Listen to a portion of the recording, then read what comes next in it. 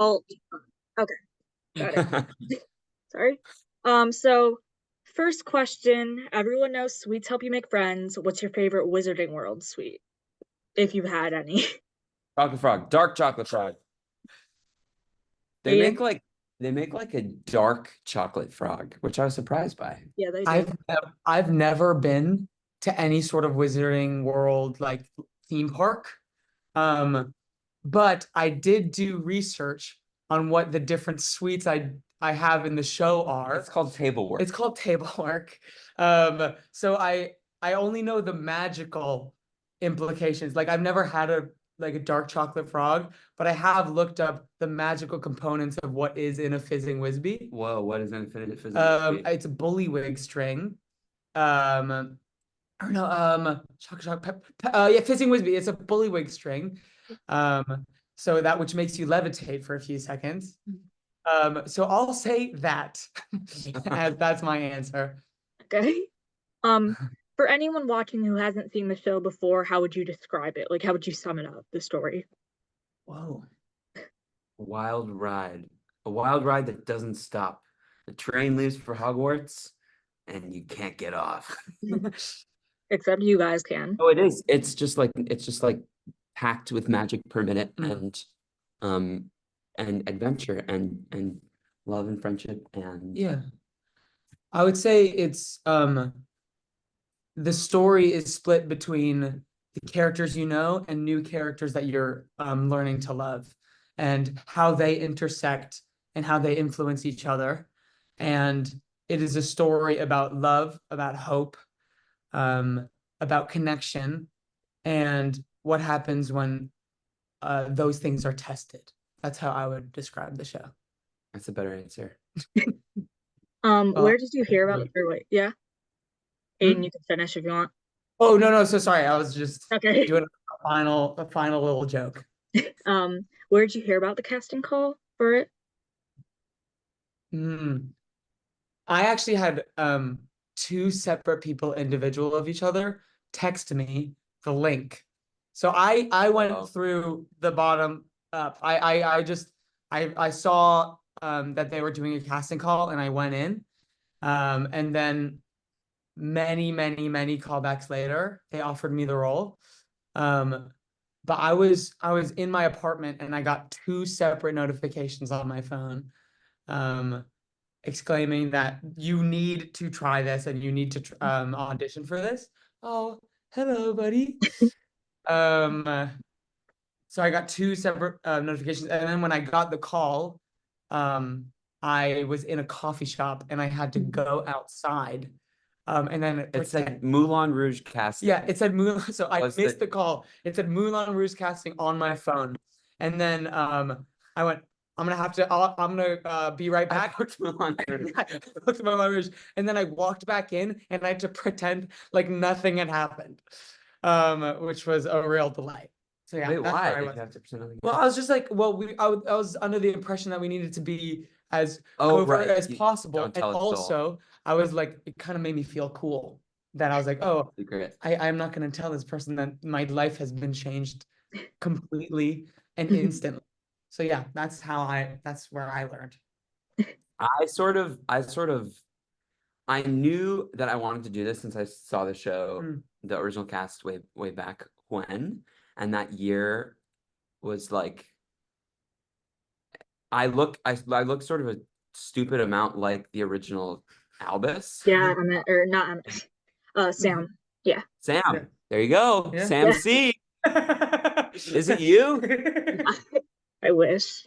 I wish. But I've since met him, and we, yeah, it was sort of a jarring thing. But that whole year, people were texting me like, "You look like this guy," and I was like, "That's crazy. My dream job." And then I sort of put it in the drawer for a couple of years. Went to college, and then graduated, and I knew they were seeking for Broadway 2022. So I was right out of school, and I sort of bullied my agents into attrition to get me an appointment. And the casting call is very specific. It's like, must be 5'7" or shorter. Must it is a specific ask.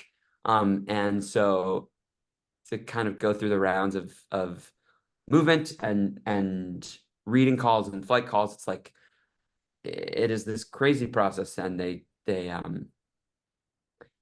do sort of know what they're looking for, and it's this mix of like obviously preparation and a whole lot of luck and like fitting into this specific box that you can like become the role. So yeah, then I heard it was like this January. Yeah, same. Same. And then we started in July, and now here we are in November. Yeah. Aidan, Aidan, you already sort of answered this, but for Emmet, where were you when you found out you got cast? Like where were you? What was your circumstance? Like, were you in a coffee shop or? I was in my living room, and I was about to go pick my partner up from work from elementary school. And I did a very clever thing. I had a wand. I had a wand, a secret wand that I shouldn't have had. Redact that. And I hid it in my back pocket, and I picked her up from work, and I was like, let's go straight to dinner. Let's just go get some sushi right now. And she's like, okay.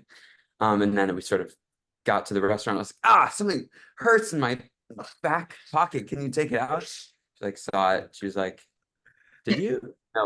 No way. Celebrated. And then I went out to dance in Ohio that night. And it was sort of a like, because you could not tell anyone for like, I don't know, 3 months or something. It was 3 months, dang. Yeah. Yeah, I know you have to keep it hidden for a little bit until they announce, but yeah, I didn't know it was that long. Oh, yeah. Yeah. What's your favorite thing about playing Albus and Scorpius? Oh, wow. That's a really sweet question. I would say my favorite thing about playing this character and playing with this one is the sense of adventure and freedom that these two kids have, for better and for worse. They are very free spirits. They have this sort of sense of adventure that takes them along this journey, and this sense of commitment to each other and to their task. And that both freedom and commitment allows us to come up with new choices every night. So every night, Emmet hits me with a new choice, or with a sense of commitment and purpose that almost begs me to meet it, which is I've never done anything like this. This is the longest show I've been in, the biggest show maybe I'll ever be in, that anyone could possibly be in. So I don't know if this is how it normally is, but I get the sense that it is a very rare thing to have such a brilliant and freeing scene partner as Emmet is. So I'd say my favorite thing about playing Scorpius is that my Scorpius gets to be Emmet's Scorpius, if that makes sense. Well,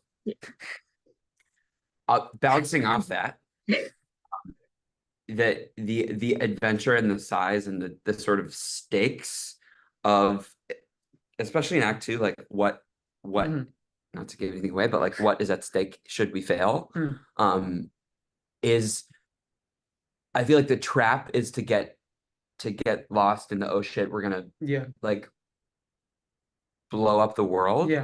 And what Aidan does is like, if you find levity within that life-ending stakes and humor and like wit, it is that much more satisfying when we do succeed, and the dark and the light like held up against each other is like what we often have to be to each other is yin and yang. But like we are able to keep our filter open enough that we can like come to each. It's like it's a constant push and pull, and it's just like that is where the fun is, especially in like, you know, the Godric's Hollow scene in Act 2, where we're just like, what do we do? What do we do? Like, here we are in 1981. How do we get a message to the future that we're here and here's what is going to happen. It's like you could keel over and die, or you could like crack a joke that turns into wait, what did you say? Oh my God, wait, you said message? Wait, okay, we could get a message. Yeah. Yeah, it's a yin and yang. It's really, really fun. Sometimes the push and pull can feel like a tug of war, but in this one it feels like a dance. Yeah, which is really nice. Yeah. What's your favorite scenes to perform in the show? I have mine. The last scene between Albus and Scorpius is my favorite scene. I love that scene. Yeah. Every night it is my favorite scene. Yeah, there are more flashy scenes like throughout the show, but I think that one in its simplicity, I think just allows the audience to be like, okay, these kids are gonna be okay. These like they are growing into healthy young men, and it's very nice. It's just really beautiful to leave the story off on that note, I would say.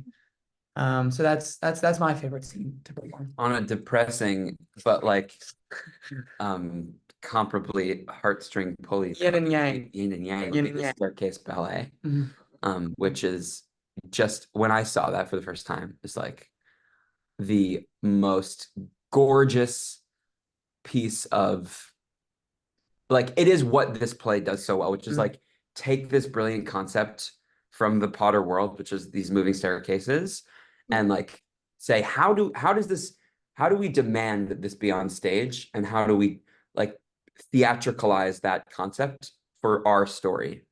And we were watching, like, we had a very specific note that we had to take last week about the movement of the stairs, and we got to like watch a video of it from the monitor, and I've never seen us doing it. And the interesting trick of that scene is that you just have to get out, like you have to not really act and just like let the story pictures do the work. Because it can sometimes feel like I'm just running upstairs, running downstairs, running upstairs, running downstairs. But to see the push and pull, the dance, it's just like, oh, gorgeous. So I like to do that, and it is like it's an illustration. I'm talking so much. It is an illustration of like the letting ego go and letting the direction and the stagecraft do the storytelling. That is a really helpful reminder. Because there are a lot of really like technically difficult parts of this play, and there are a lot of moments where you kind of have to get out of the way and do your thing and like let audiences experience it for the first time without putting too much on it. If you could play any other character in Cursed Child, who would it be and why? Or would it be your characters? Trolley Witch every day. Oh, the train. No, I think the titular Hogwarts Express. I would love to give Moaning Myrtle a shot. Oh, I would love to give Moaning Myrtle a shot. A little taste right now. Ready? Yeah. Where did it go? Oh, that feels good. And scene. Thank you so much. Thank you so much for coming. Thank you. Do you see any similarities between yourself and Albus and Scorpius? It's not funny. It's not even funny how similar.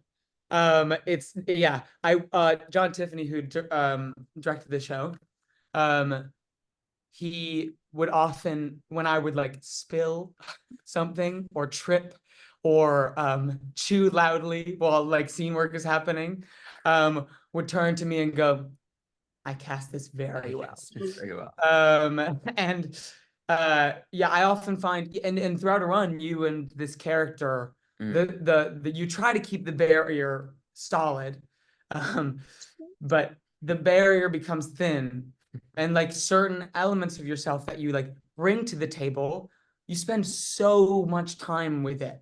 You spend so much time. Like for me, it's Scorpius's loneliness and his heart and his kindness and his awkwardness and his inability to articulate exactly how much he wants to be appreciated. And that seed is very much in me. And I use it in order to give the audience the gift of this character and give the character the gift of the audience. And I try to have that in a very sustainable and healthy way. But sometimes I just become Scorpius.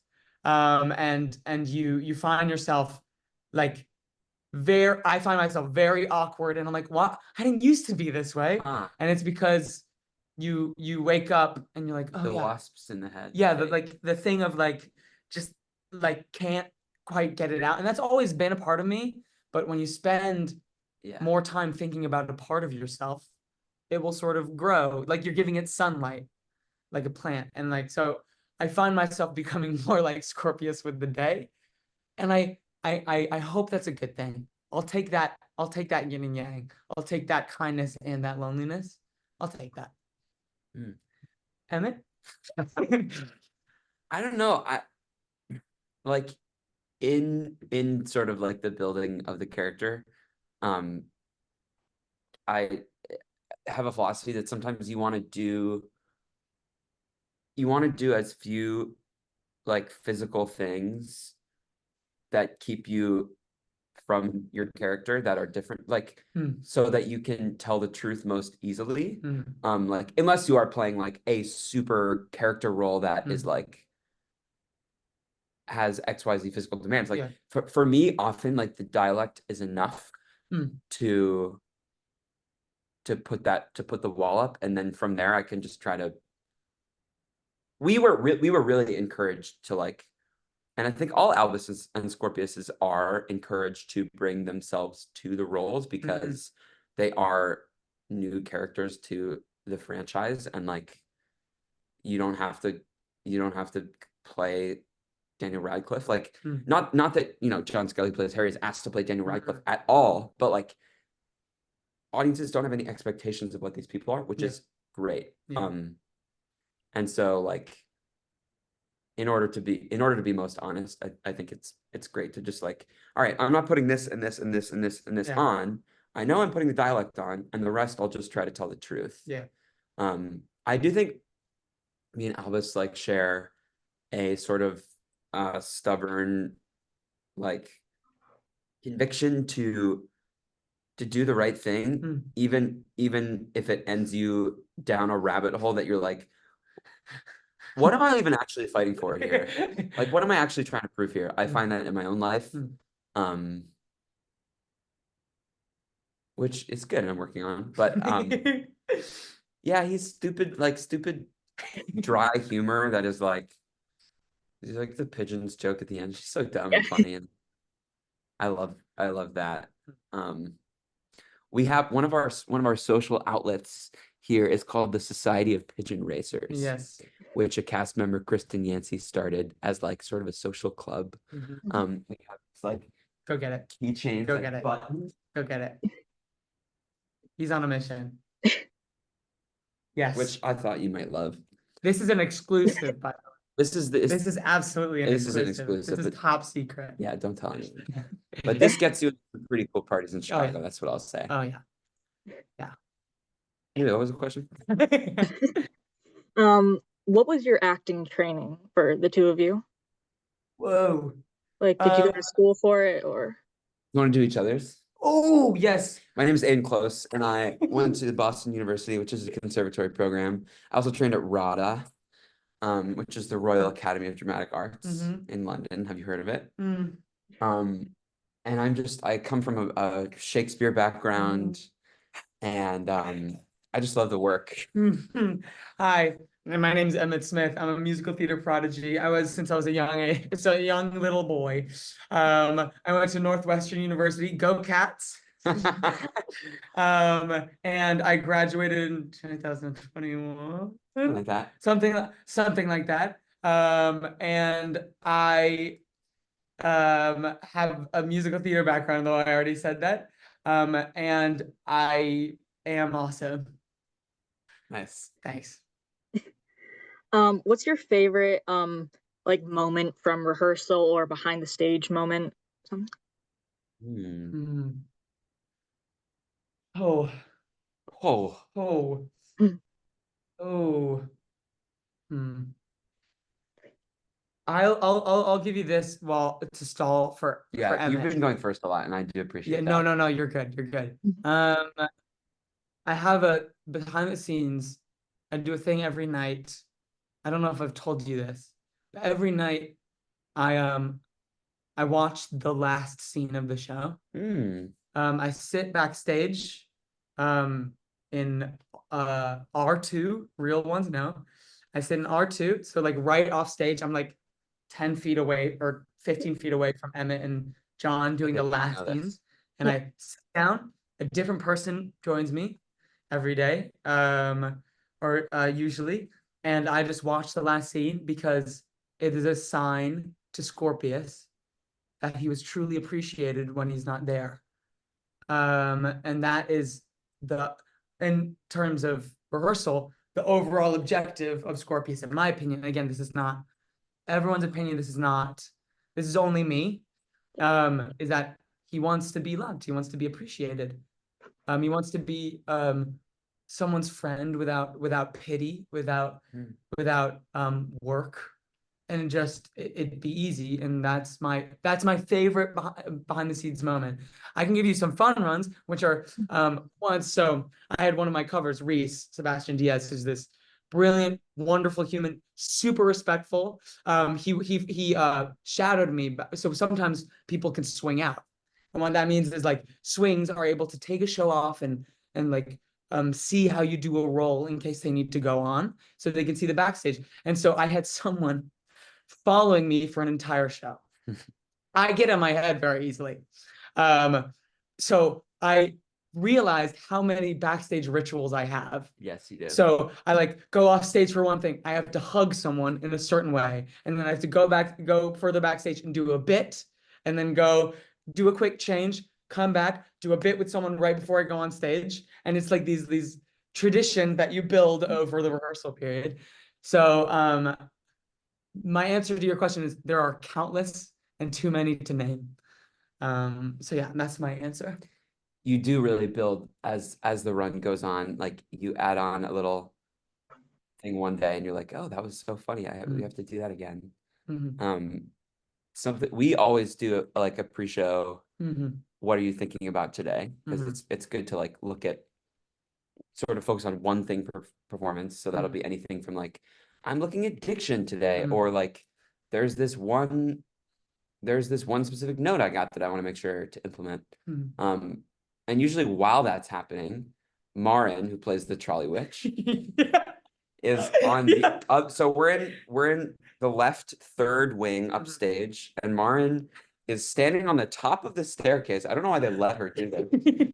In the right third wing, in her full trolley witch costume, just like doing some sort of crazy dance. And so we sort of have our sort of very serious actor check-in, and then we're like, all right, hit Marin. And then it's dead. And we're on stage and we're rolling away. Yeah. Yeah. Yeah. I'll also, more to answer your question, one of my favorite moment from rehearsal was there's a new in this new version of the show, there is a new element at the top of Act 2. And if you've seen the new one Broadway, you know what I'm talking about. But I was the first Scorpius to implement it, and it felt really special. And I got so giddy because until rehearsal, I thought I was in One Dance. And that was not the case. And I'm not bitter about it. And I won't be taking questions about it, and I'm not bitter about it. No further questions. But as sort of a gift, not a gift to me, but a gift to the show, a gift to this character, a new thing happens at the top of Act 2 that just it's awesome. It like every show, it's like a energy drink, like right into the soul. So that was my favorite moment of rehearsal, was realizing that was about to happen. Yeah. So yeah. Have you your show just started not too long ago, so you probably haven't had too many, I'm hoping, mistakes or 100. We just Oh yeah. our 100th show, last show. Yeah. Yeah. So throughout 100 shows, how many Mhm. mistakes or mishaps have you had, and which is like your favorite Yes. or Okay. So funniest? my agent came to the show, and that is the only show where I've gone blank. It was the only Oh, show. that was. It was about 10 to 15 seconds in the library scene. And it wasn't that I forgot. It was not 10 to 15 seconds. It was Okay. maybe 6 seconds. Okay, great. It felt like an eternity. And I was like, it's not only that I don't know my next line, I don't know who I am anymore. I don't know where I am. We call that the white room. The white room. So you just you open your eyes and you're nowhere. You're nowhere. And I remember as a kid, like looking at like professional actors and like hearing them talk about like them like forgetting lines. I was always like, that'll never happen to me. That'll never happen to me because I know my lines so well. And then it was in previews. It was about, so our director was there, our whole creative team was watching, as along with many paying patrons, and I just forgot how to breathe. I just forgot. It was when he's talking about how Hermione didn't go to the ball with Victor Crumb. Yeah. And we were just like, and the ball was. And what did I say? What did I say? And what was I saying? And I'm like, you have the exposition. I really can't help you out here. Yeah, I think there was some kerfuffle, but then it was over, and then it was over, and then we were back on track. I did miss like the important key information, so that audience. But anyway, that's my favorite. A couple shows ago, I'll also say this. A couple shows ago, the sink got extra wet. Oh, it did. And Myrtle got splashed in the face with water, and only afterwards did she tell us that had kick-started her in a very new and interesting way. Like it was like a splash of cold water in the face, and it was like an intense Myrtle. And like the audience was like cracking up, dying. She was on fire, and we were all like on stage. That sort of upstage thing, we have to go and like hold it in. That was really special. That was really nice. That was a mishap that I won't be mad if that happens again. Yeah. We have maybe every 30 shows, like something specific will happen with the turntable that causes us to have a show stop. Yeah. And they'll like reset it, and they had a plan to reset it immediately after the church scene, where I'm sort of napping on a bench. Yeah. And sort of napping. Like I do drift into some state of unconsciousness. It's called acting. It's called acting. Yeah, it's acting is being present. Yes. And my body knows when the cue line is, and I've never missed it. But what happened was the scene ended, and the stage manager called, "Hold, please," because they needed to lower the curtain and reset the turntable so that we could do something else specific later in the show. But it was like when you're in a dream and you hear someone's voice and you're like, no, like that's not my alarm. That's not my alarm. That's just a funny song. And I was like, oh, hold please. Yeah. And so, and Trish, who plays Ginny, did not come get me off the bench. I kind of stayed there and I was like, wait, what should I? And then I sort of woke up from my nap and walked off stage and waited for the next thing. And then when the curtain came up, applause.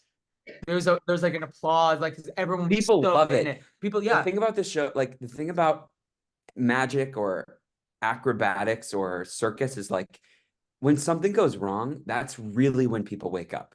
You don't want unsafe things to go wrong, but sometimes an acrobat will throw a trick so that you realize, oh, this is hard to do. And often after a hold, we'll have our best like audience response because they're like, oh my God, I can't believe this is happening in front of my eyes. Yeah, our team is so professional and it's the best of the best. Like almost nothing goes wrong. And if a wrong is even an incorrect way to put it, if like something happens that is different that night, it is a testament to all the people working. Everybody rallies. Everybody like is always like on it, and like that is so rare that like when it does happen, the audience is like, oh my gosh, this is real. Like the things are happening. Like there is no Yeah. magician in a hat backstage conjuring real tricks. It's all stagecraft and illusion work, and it's really special. You kind of answered this, so I'm gonna go to the next one. What are your favorite musicals or plays? Ooh. Favorite musical of all time is In the Heights. It's true. I haven't seen that before. I need to. Oh yeah, the movie version isn't bad in my Really opinion. good. It's really good. Really good. John M. Chu, who directed Wicked, the movie version is really good. I would highly recommend checking it out. I'm as Emmet, aka myself, alluded to, I'm very much a Shakespeare person. So I would say my favorite play of all time is Romeo and Juliet, and I won't apologize for it. I won't apologize for it. Musical, I'll have to say Great Comet. I have to say Great Comet of 1812. That is for What's your dream role, if any show, no restrictions, nothing, you could play any character, who would you play? no restrictions. Yeah. I grow 10 feet.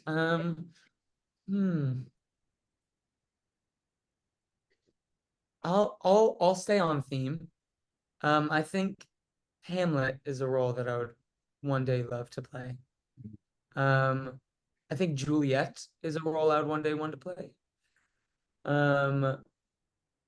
Yeah, I think those are sort of dream roles for me. Yeah. My parents met doing a show called Little Shop of Horrors. When my mom was in college and my dad had just graduated. He was a music director and my mom was a stage manager. And I dream of one day playing Seymour in Little Shop of Horrors. Full circle. Still running off Broadway. If you know the good people.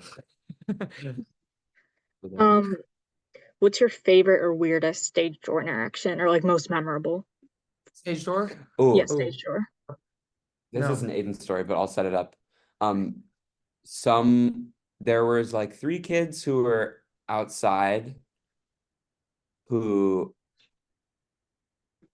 like gave Aidan I saw this, gave Aidan a wand, Yeah. And Aidan was like, can you sign it for me? And the kid was like, and they signed it. And now Aidan has that wand. Yeah, that was one of the most magical moments of my entire life. That was like his dad had made the wand, had like carved the wand, and the kid knew exactly what the wand was made out of. It's still in my apartment, obviously. And 2 days prior, someone who works at the theater had seen the show for the second time, and she had made a glittery wand, and she gave that one to me as well. So that week was like a special time of like people imparting gifts, and like in doing this show, doing this work, you're often in like you're digging the same tunnel in a very different, exciting way every night. And sometimes I lose track of like, am I doing a good job? Does that exist? Am I doing justice to this character? Am I doing justice to this audience? Like, I know this play is special. I know this group is special. Am I fill in the blank? And when someone cuts through that and is like, I made this and I want you to have it, there's nothing like that. There's nothing like that. It is immense privilege. It is immense honor. So yeah, that's that. Thank you for teaming. That is absolutely my favorite memory. Yeah. We've had a couple giant school groups come, which is just like Yeah. It's an addicting energy, Yeah, like to yeah. have, and school groups also who are doing Harry Potter and the Cursed Child, Yes. the high school version, Yes. since that was just released. Yeah. So they're like playing Matilda Bagshot, and I'm like, I love you. Yeah. It's so Yeah. fun. Yeah. Yeah. Also like 150 Northwestern students came, which is the college I went to. Mhm. And just to like to get to talk like Northwestern with them was nuts, not only because like I went there, but when I was a sophomore, there was an original cast member who was an alumnus, and he came back to a voice class I was doing, and he talked about doing the show, and it just totally opened my eyes to what was possible, because you know that people can go on from your school to graduate and do amazing things, but like to be in the company of someone who was doing that was like, I can do this. So to get to pass on that down the line was awesome. What are some of your interests outside of acting? Like, I don't know, gaming, reading, stuff like that. Sam.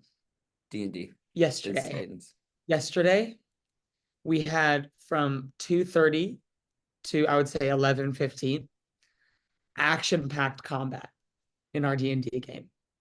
Action-packed combat. I'm the DM, so I dungeon master, and we have an excited little group that we play with,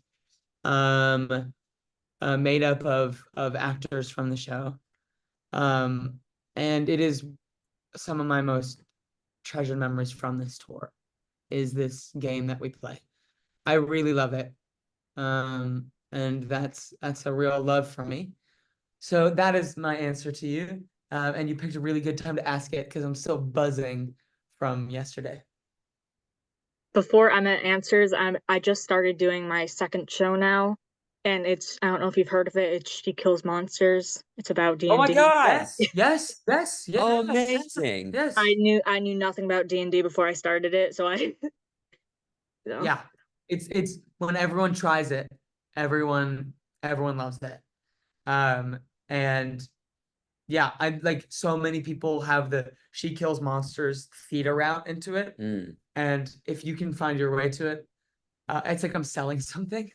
It's just so fun. It's so fun. It's so communal. It's so creative.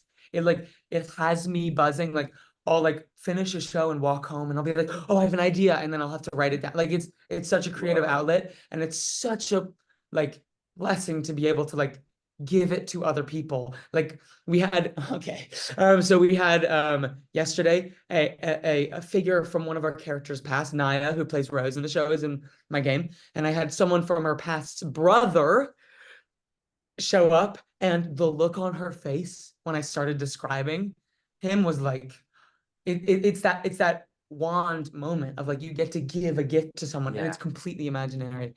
So I hope your show goes well, and I hope you're able to find your way to D&D, because I think, man, is it such a wonderful gift to give to each other. Yeah. I love that. Emmet, Yeah. do you have I am a songwriter, music theater songwriter, and a sort of documentary filmmaker. I like to do little like profiles on interesting people. I just did one of Travis, who is in the play, and he had the most epic Halloween haunted house for the cast ever. And me and a friend who was in the cast, Erica, made a doc about it. It was really fun. And climate activism those are sort of a couple of my other hats. But you tour especially is a great thing because you are away from home, and so like the way that you spend your time is both limited because of the show and also concentrated because you know distractions are often away, so you do get to like make some really intentional choices about how you spend your time. Also and the community we have, like this cast, this crew, this company is full of the nicest, warmest, weirdest, lovingest people you can find. And like so you like get to have these communal experiences, And yesterday we had people come and watch, and it was so amazing. And also you have so much time devoted to this show that there's a real yin and yang between your time at work and your time by yourself, and you get to fill that time a little more intentionally, like Emmet was saying. Yeah. So yeah. What do you think people should take from this show, like a moral or a lesson? I think it's about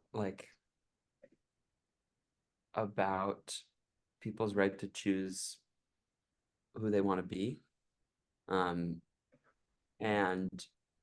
the dangers of isolation and what that can drive young people to do, but the opportunities of coming together across generations, and the interdependence of our generations to solve crises, and the good that we can do when we can come together and do that instead of stay in our lonely quadrants casting each other off. That's a perfect answer. That is a perfect. What are your favorite lines from the show? It doesn't have to be one you say, just favorite line in general. Oh. Ethel, cancel the goblins. Oh. For your life.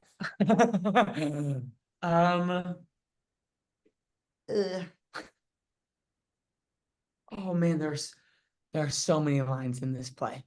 So many words are said. And all of them I love. I'll give you a couple. Squeak. That's a good one. I don't know how you're gonna top that. I think I'm going bottom. I'm going top down. Squeak. We have squeak. We have, for me, you're starting to talk more about you than you are about me again. That's one of my favorite lines. I do, and I like it. In fact, I really like him. That's another line. Oh yeah, I started with a joke, and now I'm just going into like real serious lines that I really love. Actually, it is quite pleasant. Is one of my favorite lines. Oh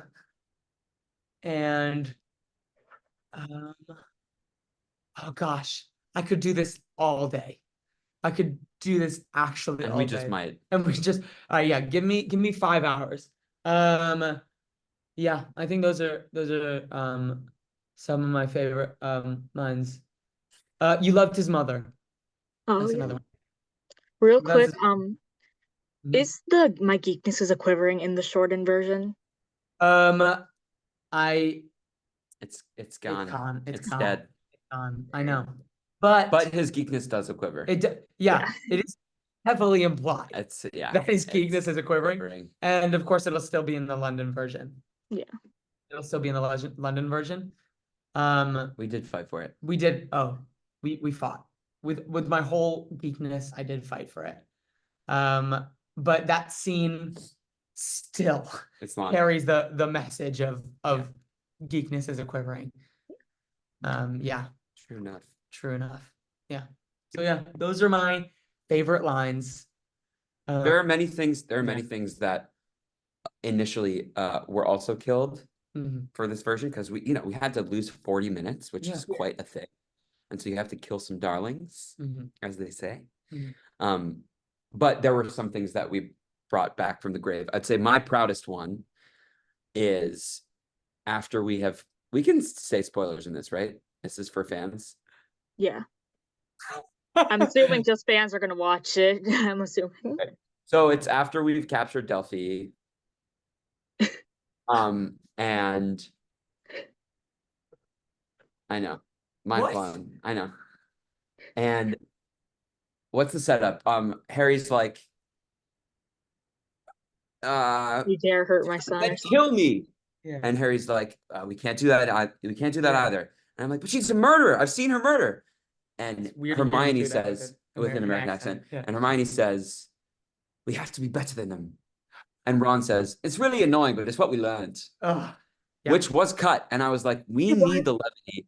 We need the levity in this moment because it's so heavy, so heavy. Yeah. And that is one of the biggest laughs in Act 2. Yes. And so I'm very proud that I fought for that one back. Yeah. We had a whole week of table work.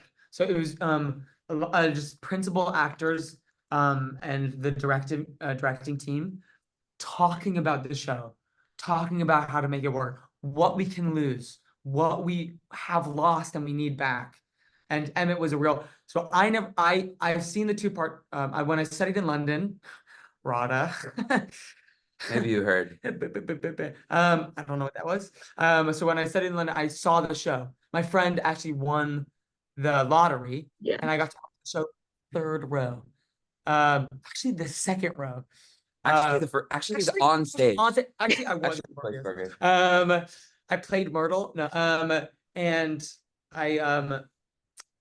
I watched the show, so I had a context. But for this one, I was like, if it's cut, I trust other people will read the whole version. I think this is just my version. This is my Scorpius, because I know I would get really sad if I knew what I lost. And so when I came in, I was like, this version seemed great. I think and only a vague sense of what was missing. And Emmet came in with like, no, I think these are really good. It was kind of very Scorpius. There is a music to the way that the play works. Yeah. And so you're taking a song and you are shortening it, and within that each section still has to land. And it's worth saying the point of shortening it is to give it more reach and access to people to be able to see it in one night, and like families who couldn't possibly bring their kids to 3 hours and 40 minutes but could swing under 3 hours. Like it is a big difference. And so it is very worthwhile mission, but within it there were like, how do we not only like preserve but land things better with this new rhythm, if that makes sense. This is the last question. Then if you have any others that you want to just talk about, anything you want to talk about after that, then sure. But any advice for anyone who's watching who is an actor or wants to be an actor? I've always thought that acting is just embarrassing and betraying yourself over and over and over again in front of an audience. There's a certain amount of balance that acting asks for, and it is a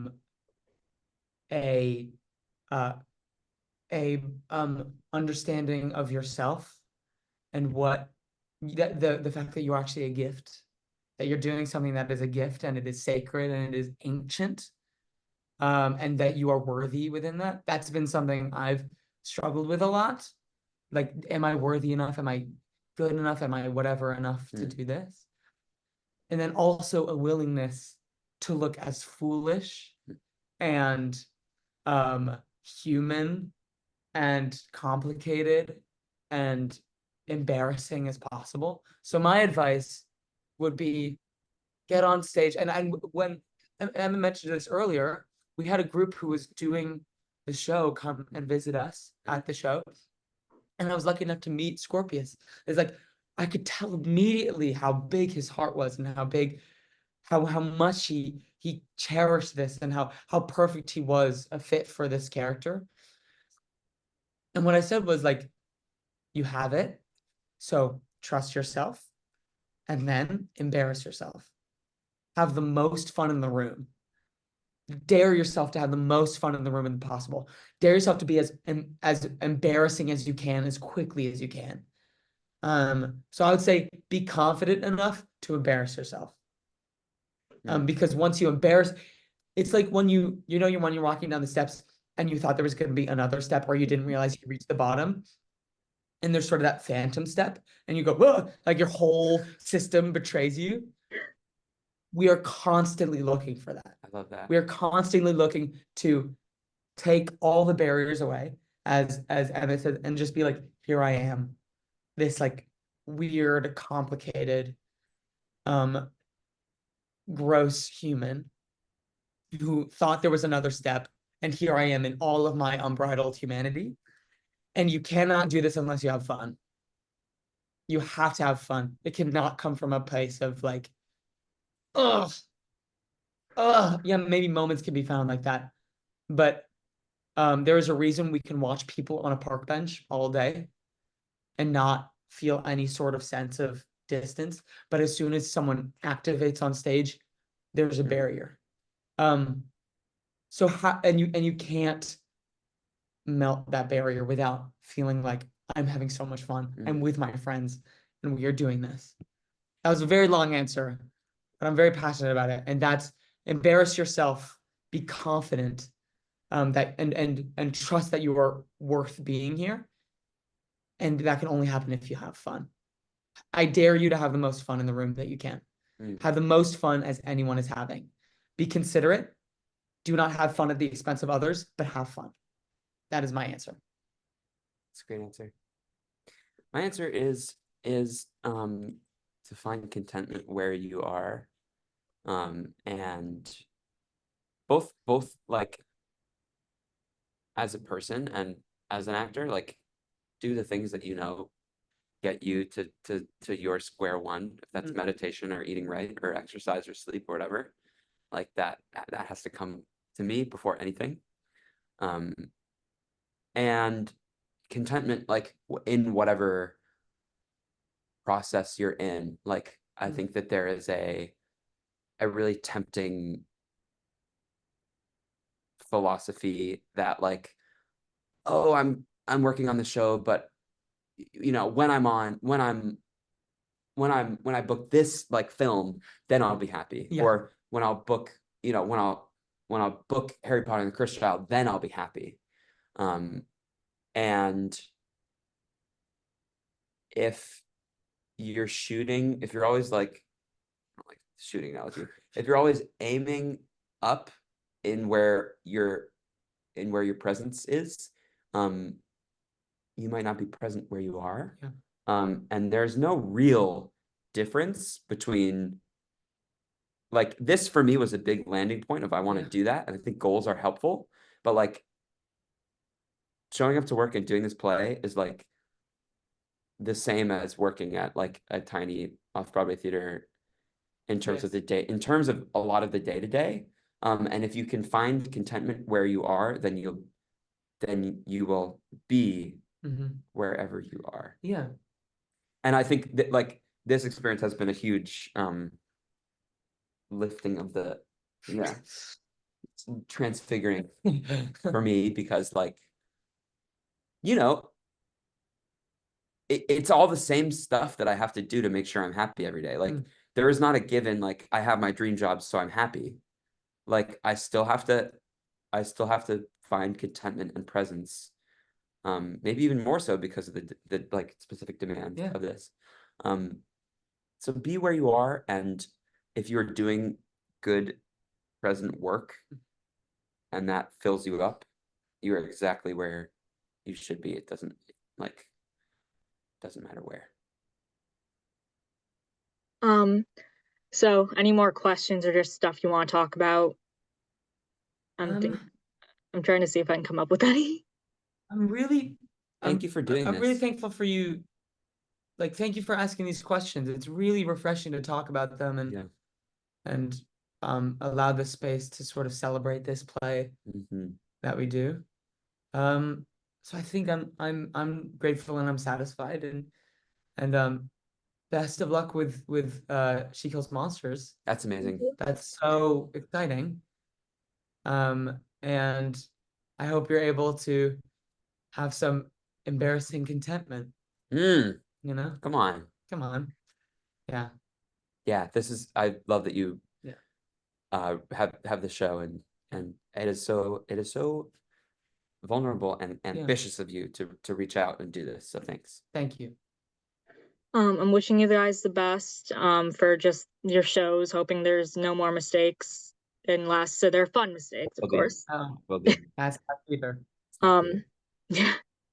So yeah, thank you so much for talking with me. And yeah, hopefully I'll get to see you guys play Albus and Scorpius soon. Where are you guys going next? Is it LA or DC? LA next. LA. Okay. Yeah. Hopefully see you in LA. I probably won't get to see you in Chicago, but yeah. Wishing you guys the best. He's probably closer to where you are. Yeah. So no rush. We'll be here. We'll catch you when we catch you. Do you guys know the next places that it is going? Do you know yet? I don't think so. Hmm. Yeah.